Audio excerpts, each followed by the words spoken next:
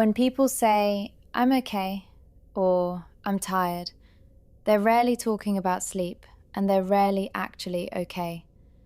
They're describing something heavier than that application, something quieter, something that settles into you and doesn't leave when you close your eyes each night.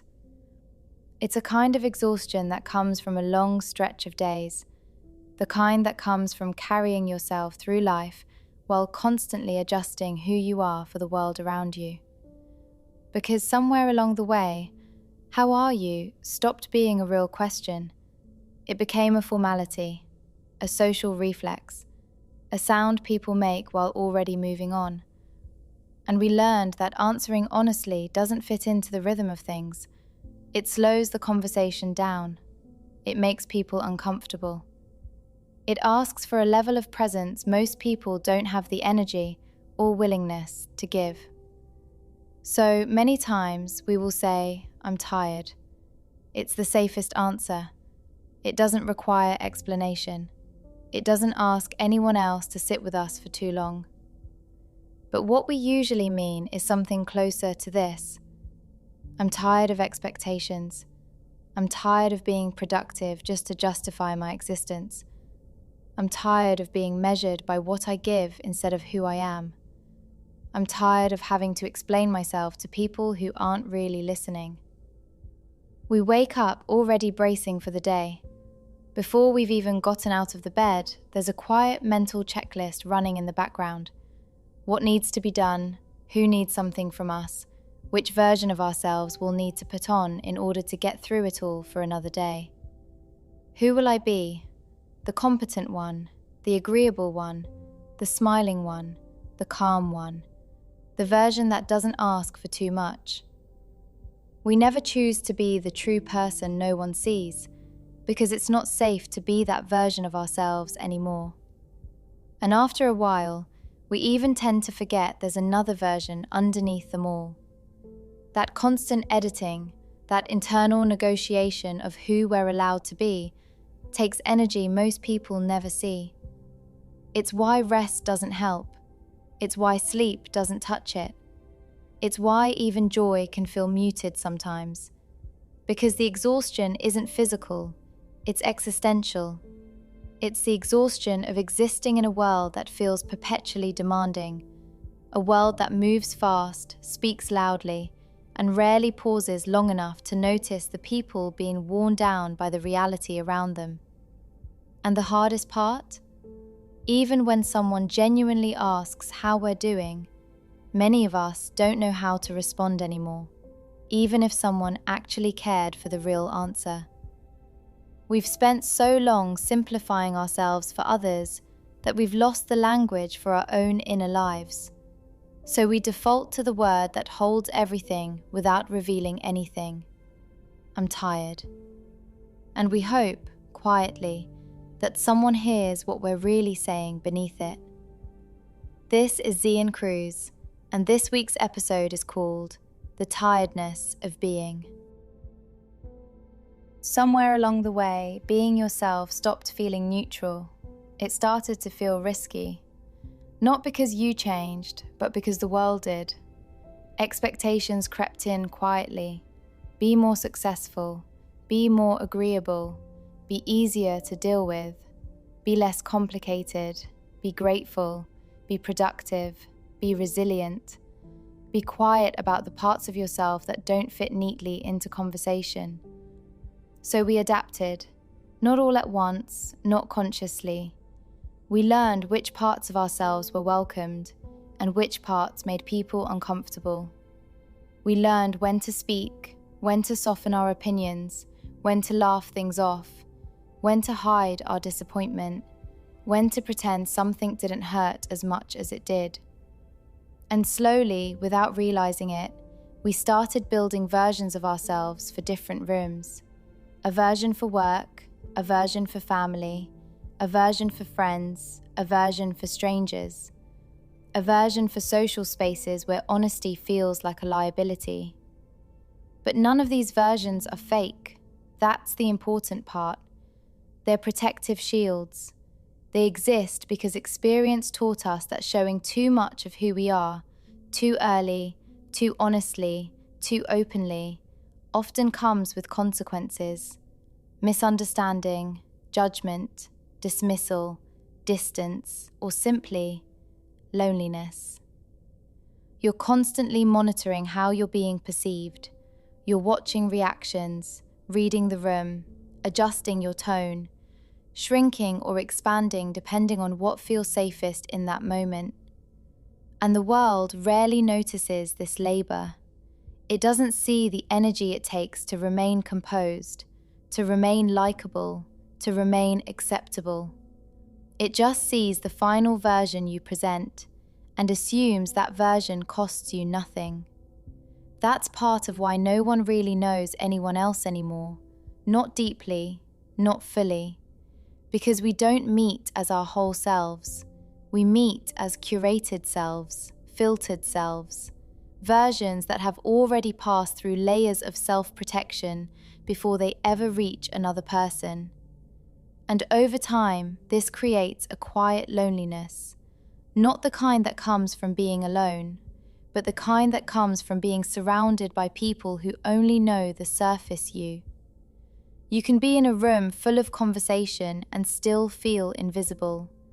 You can be loved and still feel unknown. You can be needed and still feel deeply alone. That's the tiredness no one talks about. The tiredness of carrying yourself through a world that doesn't slow down long enough to truly see you, and often doesn't want to. Because seeing someone fully requires effort. It requires empathy. It requires stepping outside your own concerns for a moment. And we live in a world that constantly trains us to look inward, to prioritize ourselves, to protect our time, to curate our own lives, even if it means losing touch with the inner lives of others. So we all end up wearing masks, not to deceive, but to survive. And the longer we wear them, the harder it becomes to remember what it feels like to take them off. Over time, this way of living starts to take a toll. Not all at once, not dramatically, just quietly. Because when you spend years filtering yourself, measuring your words, managing your reactions, protecting the parts of you that feel too fragile to explain, connection begins to thin out. Not because people disappear, but because intimacy does. We're surrounded by people more than ever. Messages, notifications, meaningless social media. And yet, many of us have never felt more alone. Because being around others isn't the same as being seen by them. We share updates, not inner lives, opinions, not fears, highlights, not doubts. That's when loneliness changes shape. It's no longer about not having anyone. It's about feeling like no one actually knows you. You can sit across from someone you love, talk about the day, laugh at the same things, share a history, and still feel like there's a distance you don't know how to cross anymore. Because showing your unfiltered self feels unsafe. Like it would ask too much. Like it would disrupt the balance you've worked so hard to maintain. So you keep the mask on. And the mask works. It keeps things smooth, predictable, manageable. But it also keeps you separated from everyone and everything. And over time, that separation starts to feel permanent. This is why so many people end up alone, even when they're not. Not because they failed at relationships, not because they didn't try hard enough, but because the world taught them, slowly and repeatedly, that vulnerability comes with a cost. A massive cost. One that is almost impossible to even pay. So people adapt. And that adaptation kept them functioning, but not fulfilled. That's the deeper tiredness. Not the tiredness of effort, but the tiredness of disconnection. When the "I'm okay" and "I'm tired" becomes a brand new exhaustion. The exhaustion of carrying a full inner life that never quite finds a place to land. And maybe that's the quiet tragedy of this moment in time. We're more aware than ever, more informed, more connected on the surface, but we've lost the sense that it's safe to let ourselves be known. So we simply survive instead. We keep moving, we keep performing, we keep telling ourselves this is just how things are now. And we call it being okay and tired. But we are not truly okay. We are lost in the very masks we created to stay safe in this unforgiving world. When you're tired in the way we've been talking about, not physically, but existentially, you start to notice a pattern in yourself. You return, not forward, not outward, back. You go back to the same stories, the same voices, the same worlds you already know by heart because you are safe there. They feel like home. New experiences want your attention, your energy, your emotions, the person deep down that is buried under decades of facades. And when you've spent years being who the world needs you to be, you don't want to be challenged. You want to be comforted. So you rewatch.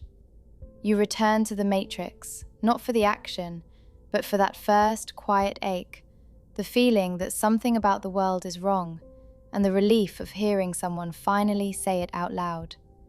You return to Star Wars, to stories about hope surviving impossible systems, about ordinary people carrying more weight than they ever asked for, about choosing kindness and courage even when the galaxy feels cold and mechanical. You return to Die Hard, not because it's loud, but because it's familiar, because you know exactly how it unfolds, because there's comfort in a story that doesn't surprise you, it just stays with you. You return to Pirates of the Caribbean, to adventure that doesn't take itself too seriously, to characters who are underestimated, misunderstood, a little broken, and somehow still free. And sometimes you don't return to spectacle at all. You return to rooms, to voices in living rooms, to kitchens, to bars, to places where people sit together and talk their way through being human. You return to cheers, to a place where people are deeply flawed, often lost, but still welcomed when they walk through the door, where no one has to explain why they're tired, they're just allowed to be there, like everyone knows your name. You return to Frasier, to characters who intellectualize their pain, who analyze their feelings to exhaustion, who are brilliant and insecure and lonely all at once, trying to sound put together while quietly falling apart, hoping no one will ever see how broken they really are. You return to Scrubs, to laughter that breaks without warning into grief, to the understanding that caring deeply will cost you something, and that humor isn't avoidance, it's survival. Realizing we are not Superman and can only do our best with the cards we are dealt. You return to Home Improvement, to a time when masculinity was clumsy but trying, when people didn't have the words for their emotions but still showed up imperfectly anyway.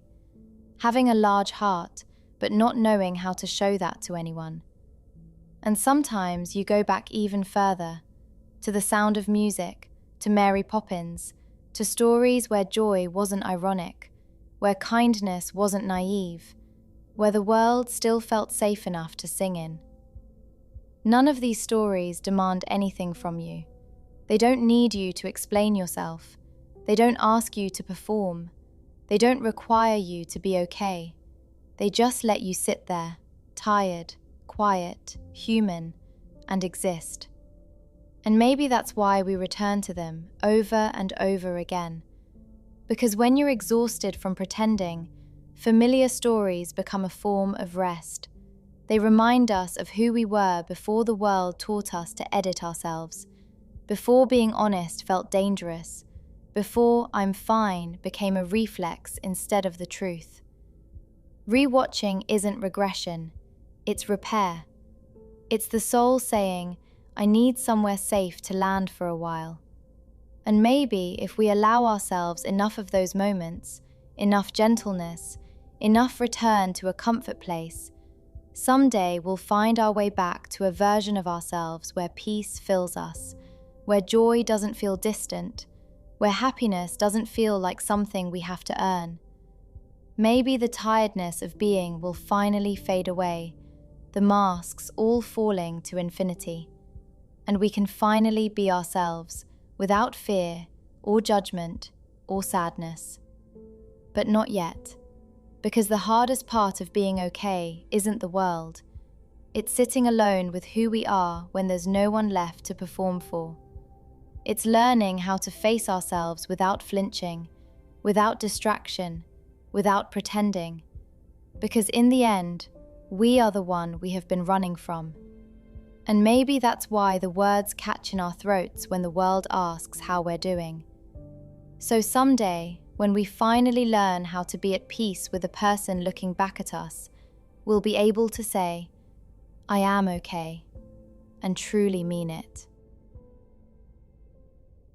Please check your favourite bookstores worldwide for my novel, The Zephyrus Chronicles Rebirth. The highly anticipated sequel, Cantera, arrives this February. This is Cruz reminding you to stay close to the echo. Bye for now.